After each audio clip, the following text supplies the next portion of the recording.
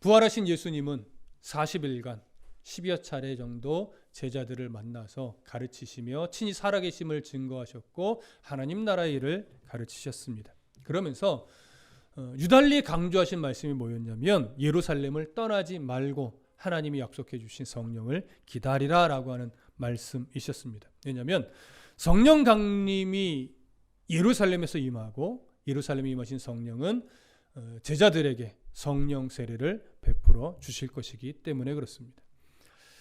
성령 세례에 대한 이 약속을 제자들이 듣고 나서 그들은 예수님에게 그 성령 세례에 대한 반응을 보입니다. 그리고 성령 세례에 대해서 반응한 제자들의 말을 예수님이 듣고 나서 또 제자들에게 또 한 번 중요한 말로 당부를 하시는데 이 말씀이 너무나 중요한 말씀입니다. 그래서 오늘 차근차근 이 부분의 말씀을 살펴볼 것입니다. 자, 먼저 6절 함께 읽습니다. 6절 시작. 그들이 모였을 때에 예수께 여쭈어 이르되 주께서 이스라엘 나라를 회복하심이 이때니까 하니. 자, 여기 그들이 모였을 때라고 하는 것은 지금 예수님께서 제자들에게 성령의 세례, 예루살렘 떠나지 말아라, 그리고 성령이 임하실 것이다, 하나님 약속하신 성령을 기다리라, 이 말씀을 해주신 그때를 말하는 겁니다. 그때 그 말씀을 듣고 나서 제자들이 예수님에게 이렇게 말합니다. 예수께 여쭈어 이르되. 자, 하나 생각하실 것은 뭐냐면 제자들이 지금 여쭈어 이르되라고 하는 이 부분을 문법적으로 보면 한 번 말한 것이 아니고 수차례 반복해서 말한 거예요. 그러니까 이 뒤에 나오는 말을 제자들이 무엇인가의 기대감을 가지고 예수님께 반복해서 말하는데 그 내용이 뭐였냐면 이스라엘 나라를 회복하심이 이때입니까? 이 말을 좀 수차례 반복해서 물은 거예요. 왜 그럴까요? 예수님이 말씀하신 성령의 강림, 또 성령의 강림을 통해 주신 성령의 세례, 이 사건과 이스라엘의 회복을 연관시키면서 너무나 중요하게 여긴 거예요. 그래서 우리가 기대하는 이스라엘의 회복이 성령 강림과 함께하는 겁니까? 라고 하는 물음을 재촉하듯이 묻는 거예요. 왜? 빨리 확답을 듣고 싶어서. 자, 그러면 제자들은 지금 왜 성령 강림의 사건과 이스라엘의 회복을 연관시켜서 마치 동일한 의미처럼 지금 생각하고 있는 걸까요? 제자들에게 아직까지도 가슴에 남아있는 이 성령 강림과 관련된 그들의 기대 때문에 그렇습니다. 그러면 성령 강림과 관련된 제자들의 기대인데 이 기대는 이스라엘 사람이라면 누구나 동일하게 갖고 있는 기대인데 이 기대가 어떤 예언의 말씀을 근거로 하고 있는 기대냐면 이사야서 32장 15절에 기록된 예언의 말씀과 관련된 기대입니다. 한번 찾아볼까요? 구약성경 이사야 32장 15절의 말씀.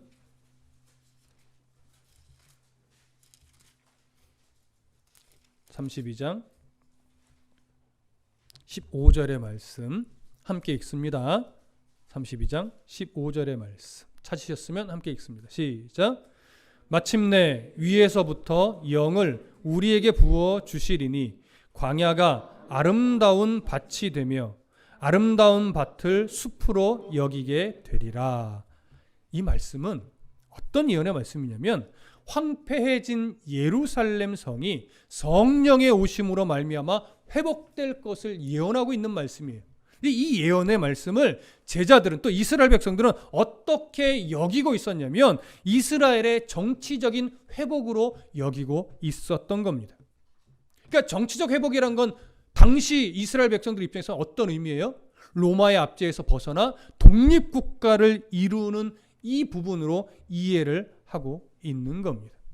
그래서 그들이 열망하고 있던 로마의 압제에서 해방되는 이 독립국가로서의 이스라엘에 대한 소망이 지금 성령 강림의 약속과 맞물려서 생각이 나면서 예수님에게 묻는 거예요. 반복해서. 이스라엘의 회복이 바로 이때를 말하는 겁니까? 로마의 압제에서 독립해서 그들을 밟고 일어선 메시아 왕국의 강력함을 보여줄 때가 바로 성령이 강림하시는 그때입니까? 이렇게 묻는 거예요. 자, 그러면 그들이 지금 정치적인 회복을 기대하는 게 맞습니까? 라고 물으실 수 있잖아요. 그렇게 볼 수 있는 하나의 근거가 또 있습니다. 이들이 사용한 회복이라고 하는 단어예요. 헬라어로 이 회복이란 단어를 보면 어떤 의미를 갖고 있냐면 잃어버렸던 영토를 되찾을 때 쓰는 의미의 회복이에요. 또 뭔가 임대해줬던 것을 돌려받는 의미로서의 회복이에요. 그러니까 지금 제자들은 어떤 의미의 회복을 꿈꾸는 거예요?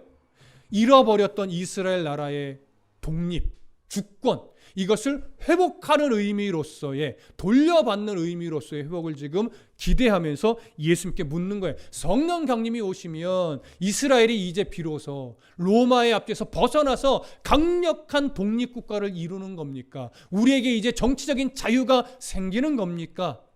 이렇게 물은 거죠. 여러분, 이 간절함을 우리가 사실은 가볍게 여길 수 없습니다. 왜냐하면 이스라엘은 수십 년이 아니라 수백 년을 지금 거의 속국으로 외세의 강력한 다른 나라의 압제를 받으며 살았던 민족이에요. 여러분, 거슬러 올라가면 언제부터 시작을 할까요? 바로 남과 북이 이스라엘이 남과 북으로 갈라져서 북이스라엘이 어느 나라에 멸망합니까? 아수르에 멸망을 하죠. 그때부터 시작이에요. 북이스라엘이 아수르에 멸망을 하고 또 몇백 년이 지나서 남유다마저 바벨론에 멸망을 하고 그렇게 완전히 멸망해서 전 세계로 포로로 끌려갔던 이스라엘은 고향으로 돌아갈 날만 학수고대하고 있는데 그렇던 이스라엘이 또 어느 나라의 압제를 받냐면 바로 바벨론 이후 페르시아의 압제를 받으면서 또 모진 고통을 받게 됩니다. 그렇게 다시 고향으로 돌아갈 날을 소망하며 정치적 독립을 꿈꾸고 있는데 이 페르시아가 또 어느 나라에 먹혀요? 알렉산더에 의해 헬라 제국에 먹힙니다. 그렇게 헬라 제국 속에서 또 고통 가운데 살아가고 있는데 또 그 헬라가 어느 나라에 먹혀요? 로마에 먹혀요. 그래서 로마 제국 시대가 되면서 이스라엘은 구약 시대가 마무리되고 그 로마 제국 때 예수님 오시면서 신약 시대가 시작이 되는 거죠. 이렇게 아수르, 바벨론, 페르시아, 헬라, 로마 제국에 이르기까지 이스라엘은 수백 년 동안 정말로 나라의 주권을 잃어버리고 속국으로서 고통과 압제 속에 살았고 수많은 이스라엘 백성들은 온 세계로 끌려가서 노예로 종으로 포로의 삶을 살 수밖에 없었는데 그 아픔이 그 상처가 뼛속 깊이 박혀있는 것이 이스라엘입니다. 그 한을 가지고 있었던 중에 지금 이제 예수님이 이사야서에서는 이런 예언을 줬고 또 예수님이 성령 강림을 약속하니 제자들은 예수님이 가르쳤던 그 말씀들의 진리를 다 놓치고 드디어 성령 강림을 통해 이스라엘이 독립하는 겁니까? 이렇게 묻게 된 거예요. 여러분, 제자들은요 예수의 말씀을 가까이서 들었고 그의 사역을 보았고 그의 이적을 보았습니다. 그러면서 하나님의 나라에 대해서 배워왔지만 그래서 남들보다는 더 깊은 이해를 가지고 있었지만 유달리 이 이스라엘의 정치적 독립을 꿈꾸는 이 소망만큼은 버려지지가 않았어요. 그래서 예수님이 무슨 말씀을 주시든지 그걸 자꾸 무엇과 연결을 해요? 이스라엘의 정치적인 독립과 자꾸 하려고 하는 그런 모습을 가지고 있었어요. 그것이 분명 조만간 완전히 깨질 겁니다. 언제요? 성령이 강림하시면. 제자들은 아직 오해하고 있죠. 그럼 예수님이 왜 성령 강림을 약속하셨어요? 바로 예수님은 이스라엘의 국가적 회복, 정치적 회복을 뛰어넘는 메시지를 준 거예요. 정치적 독립에서 머무르는 이 성령의 강림이 아니고 바로 온 세상의 영적 회복, 그것을 예수님이 바라보시면서 주신 말씀인 거예요. 제자들이 아직 이것을 깨닫지 못하고 있는데 성령이 강림하시면 분명하고 선명하게 깨닫게 되겠지요. 그래서 이제 예수님이 반응을 합니다. 이런 제자들에게 말씀하십니다. 7절 함께 보겠습니다. 시작. 이르시되 때와 시기는 아버지께서 자기의 권한에 두셨으니 너희가 알 바 아니요. 예수님 제자들에게 야 너희들 잘못 생각해서 그거 아니야, 그렇다 또는 아니다 라고 확실하게 말씀하시지 않고 때와 시기는 아버지의 권한에 있는 것이 너희가 알 바 아니다, 너희가 굳이 알려고 하지 말아라, 이렇게 말씀을 하십니다. 여기서 말하는 때 그리고 여기서 말하는 시기는 어떤 의미냐면 헬라어로는 크로노스와 카이로스라는 단어를 사용하는데 때로 번역한 건 크로노스입니다. 크로노스라는 건 이거죠. 여러분 상식적으로도 여러 번 들었겠지만 일반적으로 흘러가는 시간이에요. 그냥 쭉 흘러가는 시간을 보편적으로 크로노스, 때라고 하는 겁니다. 그리고 시기라고 번역된 단어는 이제 카이로스인데, 여러분 카이로스라고 하는 것은 일반적으로 흘러가는 시간들 속에서 어떤 특별한 의미가 부여된 한 시점의 시간, 특별한 의미가 부여된 한 시점의 시간을 카이로스라고 말하는 겁니다. 그러면 예수님은 이 두 단어를 동시에 사용하고 있죠. 성경에서 때와 시기, 크로노스와 카이로스라는 단어를 동시에 쓸 때는요, 보편적으로 어떤 상황에서 쓰여졌냐면 종말과 관련된 시간을 언급할 때, 그때 이 두 단어를 함께 사용하는 경우가 많습니다. 예수님도 지금 때와 시기를 언급하실 때 이것은 이스라엘이 정치적으로 독립하는 이 시기를 알려주기 위해서 이 말씀을 하는 것이 아니라 예수님께서 이제 말세라고 일컬어지는 기간, 이건 바로 크로노스예요.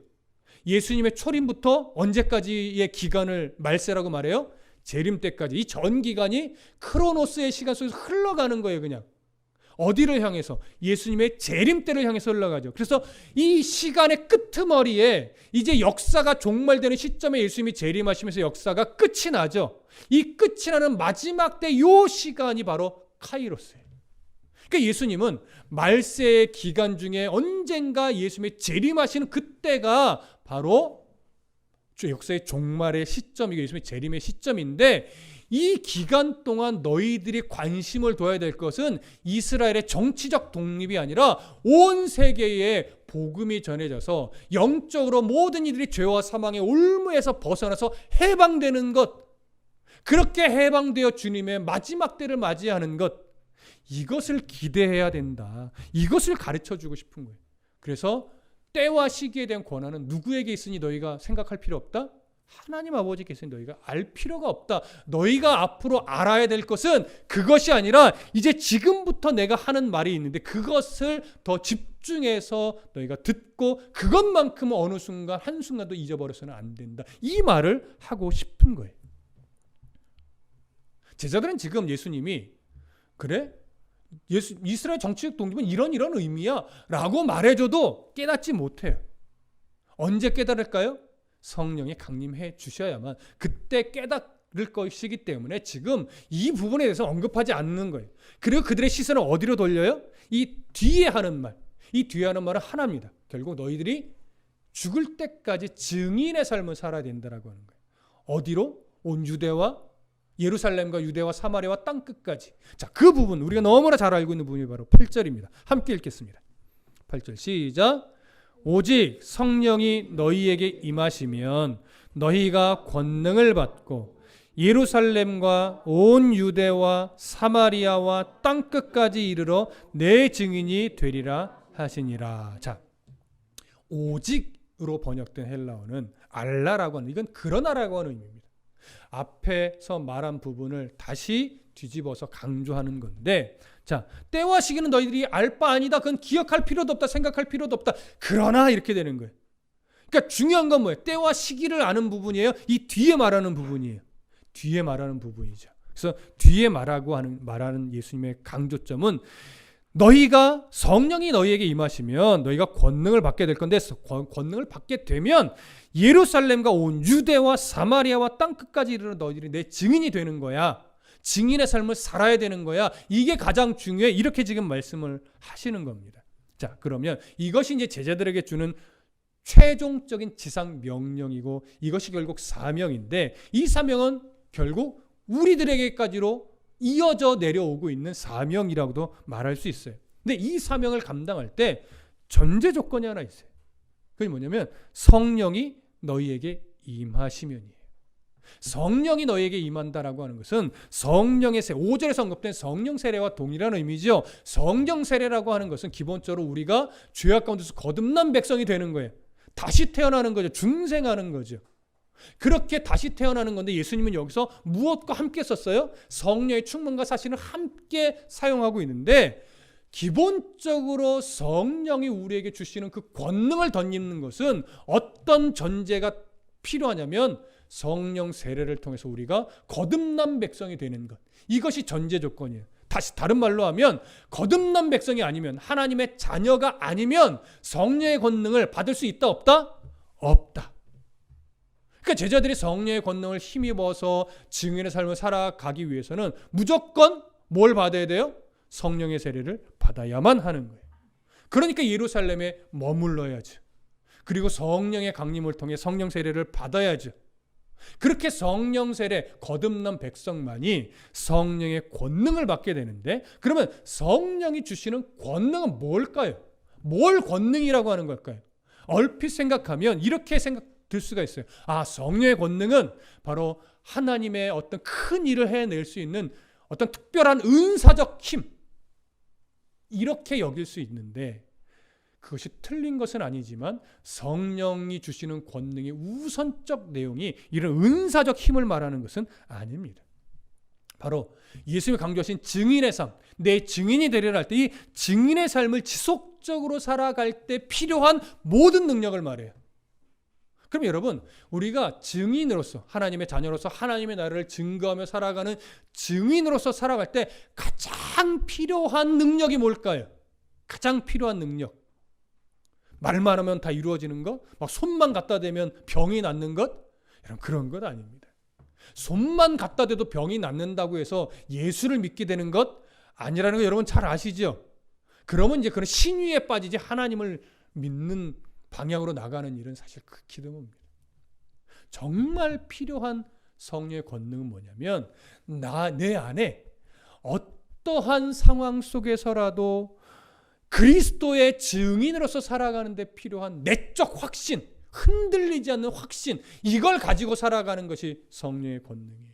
또 그런 확신을 가지고 살아갈 때 세상은 가만 놔두지 않아요. 그런 확신을 무너뜨리기 위해서 환경과 상황들이 우리를 엄습한단 말이에요.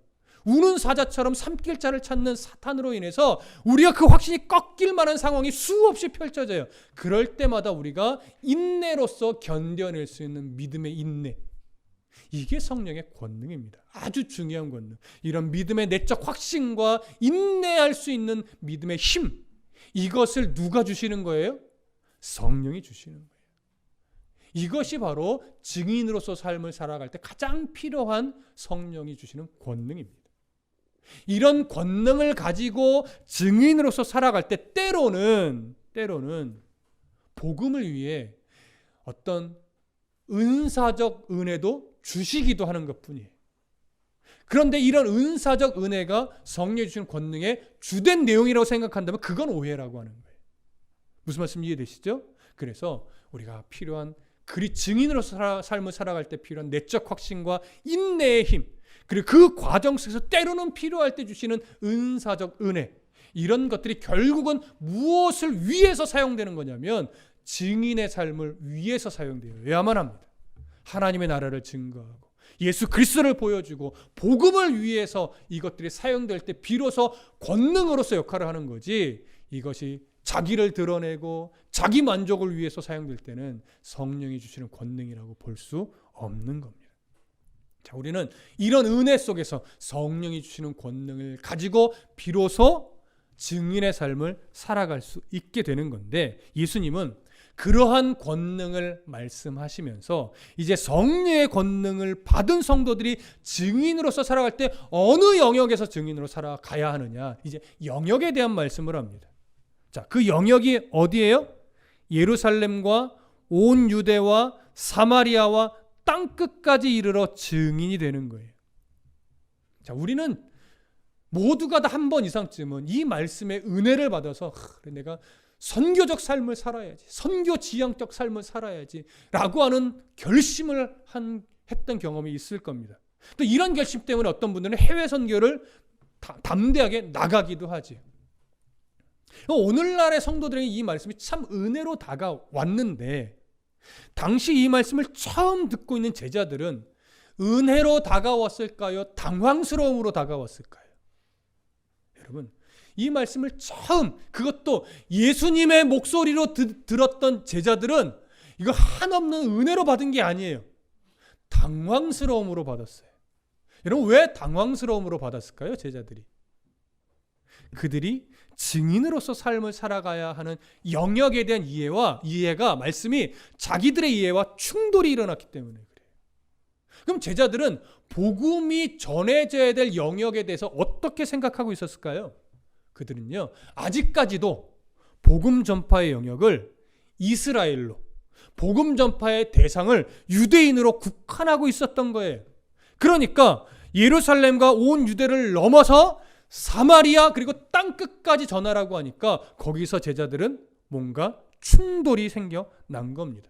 여러분, 예루살렘과 온 유대 어떤 의미입니까? 바로 남쪽 유다 지역을 말하는 거예요. 남쪽 유다 지역. 그러니까 남과 북이 갈라진 썼을 때를 생각할 때 남쪽 유다 지역의 이스라엘에게 복음을 전한다는 것은 그들에게 가까운 이웃이에요. 그래서 전혀 문제가 안 돼요. 근데 이제 점차 어디서 충돌이 일어나냐면 사마리아에게도 인에게도 복음을 전하래요. 여러분, 사마리아라고 하는 것은 무엇을 대표하는 의미냐면 북쪽 이스라엘 전 지역을 대표하는 의미입니다. 그런데 북쪽 이스라엘 사람들도 동족인데 왜 그들에게 복음을 전하라고 하는 것이 그들에게 충돌로 다가왔을까요? 북이스라엘, 사마리아로 대표되는 북이스라엘 사람들을 바라보는 그들의 시선 때문에 그래요. 자, 무슨 말이냐? 아까 제가 그 말씀드렸죠. 북이스라엘이 어느 나라에 멸망했다고요? 아수르에 멸망했어요. 근데 아수르는 북이스라엘을 정복하고 나서 민족 말살 정책을 펼쳤어요. 근데 어떻게 민족 말살 정책을 폈냐면 인종을 섞는 거예요. 인종을 섞는 거예요. 그래서 많은 이 이스라엘 사람을 이방 나라로 다 보냈어요. 흩어버렸어요. 그래서 거기서 그 땅에서 이방 민족과 섞여 살도록, 그리고 많은 이방 사람들을 북이스라엘 땅으로 불러들였어요. 그래서 또 섞이도록. 그러다 보니까 북이스라엘의 많은 사람들의 피가 어떻게 됐겠어요? 뒤섞여서 혼혈화된 거예요. 그러다 보니까 남유다의 이스라엘이 북쪽 이스라엘 민족을 바라볼 때 너희들은 이제 이스라엘 민족이라는 순수 혈통을 잃어버린 혼혈이 됐어. 그래서 너희들은 순수성을 잃어버린 자들이라고 하면서 멸시하기 시작했던 거예요. 그래서 가까이 하기도 금했죠. 예수님이 사마리아 사람들에게 복음을 전할 때도 사마리아 사람들이 의아해했어요. 이만큼 당시 이스라엘은요, 한 나라지만 남과 북으로 갈려져서 서로를 바라보는 시선을 매우 불편하게 여기던 때입니다. 그러니까 그렇게 불편하게 여기던 사마리아 사람들에게도 복음을 전하라고 하니까 이 제자들이 당연히 아멘 해야 함에도 하는 것이 마땅한데 마음에 불편함이 있는 거예요. 왜요? 아직도 이런 생각을 버리지 못하고 있었기 때문에. 바로 사마리아 지역에도 복음을 전하라고 하는 것에도 지금 당혹스러워하며 놀랐는데 어디까지 복음을 전하래요? 땅 끝까지 복음을 전하래요. 여러분, 당시 땅끝, 우리나라에서의 땅끝은 해남으로 여기지만 이 당시 이 사람들에게 있어서 땅끝은요, 저 북쪽, 북서쪽 그 땅 끝에 위치하고 있는 오늘날 따지면 스페인 지역입니다. 성경에서는 서바나라고도 표현됐고 다시스라고도 표현되어 있죠. 이것이 스페인 땅을 말하는 거예요. 그 스페인 땅을 땅 끝이라고 여겼는데 그건 문화적 이해고, 이 당시로 들어가면 어떻게 이것을 받아들이게 되는 거냐면 로마 제국 하에 있는 모든 이방의 땅, 이스라엘을 제외한 로마 제국 하에 있는 모든 이방 땅을 땅끝으로 예수님 말씀하신 것으로 이해하시면 돼요. 그러니까 다시 말하면 이스라엘 민족뿐만이 아니라 우상을 섬기던 모든 이방 땅의 이방 민족에게도 복음을 전하라고 하는 거죠. 이건 이스라엘 사람들 입장에서는 너무나 큰 충격인 거예요. 왜냐하면 이스라엘은 끊임없이 어떤 사상이 젖어 있어요? 선민 사상이 젖어 있어요. 우리는 하나님의 선택을 받은 민족이니 여호와 하나님, 오직 이스라엘만의 하나님이어야 돼. 그리고 그 하나님으로부터 이스라엘은 선민으로 선택받았고요, 율법을 받았고요, 할례를 행한 민족이에요. 그러니 구원의 대상은 오직 선민 이스라엘 백성이어야만 한다라고 하는 사상을 끊임없이 갖고 있었는데, 이방 사람들은 선민도 아니에요. 율법도 안 받았어요. 할례도 행하지 않은 민족이에요. 그러니 무조건 멸망해야 된다라고 생각하고 있었는데 예수님이 그들에게도 복음을 전하라니 이게 도저히 인정이 되지 않는 거죠. 너무나 안타까운 것은 제자들마저도 아직 이런 생각을 버리지 못하고 있었다라고 하는 것이 우리들의 마음을 아프게 합니다. 하지만 성령 강림 위에 이들의 생각이 점차 바뀌어서 이방 사람들도 그리스도인이 되는 것이 맞다, 그들도 우리와 함께 한 하나님의 자녀다라고 인정이 되는 일이 점차 생겨나지요. 그래서 성령 강림이 필요한 것입니다. 이제 제자들은 이 사실을 깨닫게 될 거예요. 예수 그리스도께서 이 땅에 인간의 몸을 입고 오신 이유는 이스라엘만을 위함이 아니라 모든 하나님의 자녀가 되어야 될 모든 사람들을 위해서라고 하는 것. 그들은 분명 성령 강림을 통해 가슴으로 깨닫게 될 것이고 인정하게 될 것입니다. 그래서 땅 끝까지 이르러 내 증인이 되리라. 이 말씀은 결국 이스라엘만을 위해서 메시아가 오시고 성령이 강림하신다고 하는 이 생각을 빨리 버리고 이제는 로마 제국하에 있는 모든 사람들, 그들 중에 복음을 듣고 그리스도의 백성이 되어야 될 그 사람들을 위해서 오는 것임을 잊지 말고 너희가 이 일에 뭐가 되어야 된다? 증인이 되어야 된다. 이것을 예수님이 지금 강조하는 겁니다. 이제 제자들은 이렇게 유대인뿐만 아니라 모든 이방 사람들에게까지도 하나님의 자녀가 될 수 있도록 복음을 전하는 증인의 삶을 살아가야 합니다. 그것이 그들에게 주어진 최상의 지상 명령, 사명이죠. 오늘날 우리에게도 여전히 주어진 사명인데 여기서 말하는 증인은 단순하게 예수 믿으세요라고 말하고 다니는 자를 의미하지 않습니다. 여기서 말하는 증인은 예수님의 제자로서 예수님과 함께 먹고 마시고 생활하면서 예수님이 무엇을 말씀하셨고 예수님이 가르치신 하나님의 나라가 무엇인지 가슴으로 느꼈던 것처럼 이들도 역시나 그들과 함께 삶을 살아내면서 그들에게 하나님의 나라에 대해서 듣게 하고 보게 하고 느끼게 해주는 것. 이것이 바로 증인으로서의 삶입니다. 그러니까 증인은 단순하게 입만 산 증인을 말하는 것이 아니에요. 삶으로도 드러내는 그러한 증인의 삶을 말하는 겁니다. 그럼 여러분, 우리가 어디서든지 그리스도의 증인으로서 삶을 살아야 하는데 증인으로서 삶을 살 때 우리가 밖에서 만나는 사람들에게 증인으로서 삶을 살아내는 것이 쉬울까요? 가정에서 내가 증인으로서 살아내는 것이 쉬울까요? 다시 말하면 세상 사람들에게 당신은 정말 그리스도의 하나님의 자녀인 것 같아요. 너 당신 정말 그리스도인이군요 라고 세상에서 인정받는 게 쉬울까요? 가정에서 가족에게 정말 나의 아내는, 내 남편은, 내 자녀는, 우리 부모님은 정말 그리스도인 같아 라고 인정받는 게 쉬울까요? 가정이 쉬울까요? 세상이 쉬울까요? 여러분, 죄송하지만 세상이 더 쉽습니다. 가정에서가 더 어렵습니다. 물론 동의 안 하실 수도 있어요. 근데 왜 가정이 더 어렵다라고 말하냐면 가정에서는요, 내가 무슨 생각을 하고 어떻게 행동하고 어떤 삶을 살아가는지 다 봐요. 기도로 되지 않아요. 직분으로서 가족에게 내가 그리스도인이라고 인정받을 수 있는 것이 아니에요. 헌금한다고 인정받을 수 있는 것이 아니에요. 정말 아주 기초적인 내 삶을 어떠한 태도로 살아가는지 다 보고 있는 가족들이, 내 자녀는, 우리 부모님은, 내 아내는, 내 남편은 정말 생각하고 말하는 모든 행동 하나하나가 그리스도인 같아, 이렇게 인정받을 수 있다면 그 사람은 밖에서도 충분히 그리스도인으로 인정받는 삶을 살아낼 수 있을 겁니다. 이런 차원에서 말씀을 드리는 겁니다. 물론 상황에 따라 어떤 사람은 가족에게는 충분히 인정받는데 밖에서 어려울 수 있겠죠. 뭐 성향도 있을 수 있고 여러 가지 있을 수 있겠지만 제가 말씀드린 건 보편적으로 볼 때 가족들에게 정말 그리스도인다움을 인정받을 수 있다면 그 사람의 그 삶의 태도는 밖에서도 동일하게 그리스도인으로 인정받는 영향력을 발휘하는 성도가 될 수 있다라고 하는 의미의 말씀입니다. 그러니 여러분 보십시오. 가족 안에서 그리스도를 인정받을 때는 정말 그의 말과 행실 하나하나에 성령이 주시는 열매들의 흔적이 정말 묻어나야 돼요.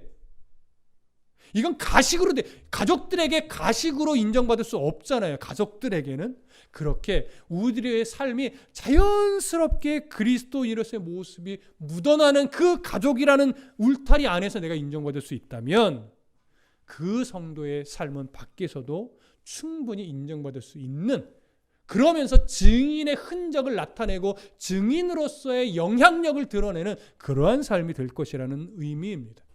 그러면 이것이 결코 말처럼 쉬울까요?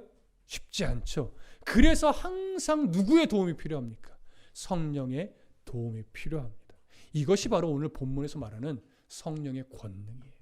성령 세례를 받은 성도들이 항상 하나님의 말씀에 귀 기울이고 기도하고 엎드리고 나의 연약함을 하나님께 아뢰며 도움을 청하고 이러면서 하나님과 늘 동행하는 삶을 애쓸 때 점차 성령의 은혜가 내 안에서 계속 살아 움직이는데, 이 살아 움직인다는 건 뭐냐면 내가 항상 내가 그리스도인이라는 걸 잊지 않고 생각하고 그 생각이 나의 삶, 말과 행실을 자꾸 다듬게 만드는 거죠.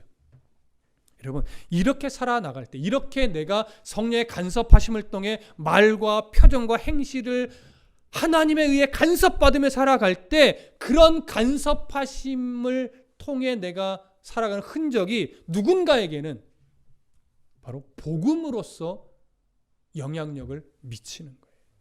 꼭 예수 믿으세요가 아니죠. 그렇게 되면 누군가 한 사람은 나를 통해 누구를 봐요? 하나님을 봐요. 누군가는 나의 그런 애씀을 통해 하나님을 느껴요.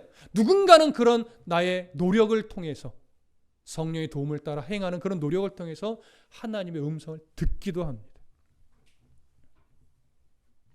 여러분, 그런 경험이 가끔 있으실 거예요. 나는 그저 평범하게 한 말이고 평범하게 한 행동인데 누군가 그런 내 모습을 통해서 나도 교회 가야 되겠어.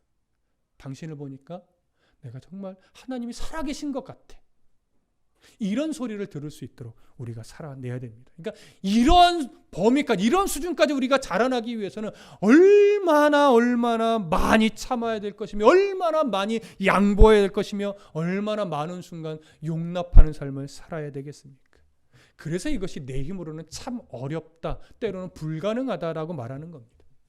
성령의 도우심을 받아야 됩니다. 성령의 권능을 힘입어야 됩니다. 그러기 위해서 우리가 말씀을 가까이 하는 것이고 예배하기 위해 애쓰는 것이죠. 그래서 여러분, 꼭 해외 선교만이 이 말씀에 순종하는 것이 아니라 오늘 가정에서 나와 늘 같이 하는 가족들에게 먼저 인정받기 위해 더 그리스도인처럼 삶을 살아내는 것, 이것도 바로 증인의 삶을 살아가는 겁니다. 또 이것이 발판이 되고 밑거름이 돼서 내가 살아가고 있는 세상의 그 현장 속에서도 이러한 흔적을 드러내며 살아갈 수 있는 어떤 씨름을 하고 있다면 그것 또한 증인의 삶을 살아내는 겁니다. 오늘 예수님이 우리에게 주신 이 사명이 바로 이러한 삶을 요구하는 것이죠. 그래서 어렵습니다. 힘듭니다. 그러나 살아내야 합니다. 증인처럼. 나의 말 하나가 증인으로서의 말이라는 것, 나의 행동 하나하나가 증인으로서의 행동이 될 수 있다라고 하는 것 꼭 기억하시고 증인의 흔적이 남는 그러한 일상이 되시기를 간절히 소망하고 축복합니다. 기도하겠습니다.